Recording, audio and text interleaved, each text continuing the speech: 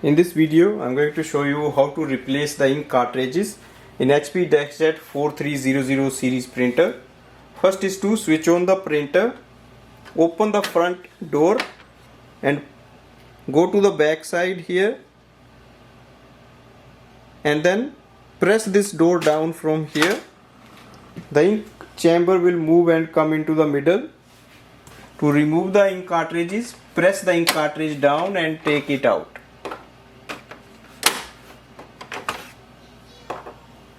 Now take your new ink cartridge. Take the new ink cartridge, remove the orange seal, place it here, hold the printer with the other hand and then push the ink cartridge inside. You will hear a lock sound. That means it is installed properly. And same with the black ink cartridge, remove the orange seal and then slide it in, push it in and close it. Close all the doors. Now your printer may print the alignment page.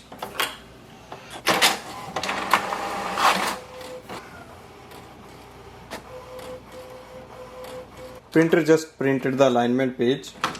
Open the lid.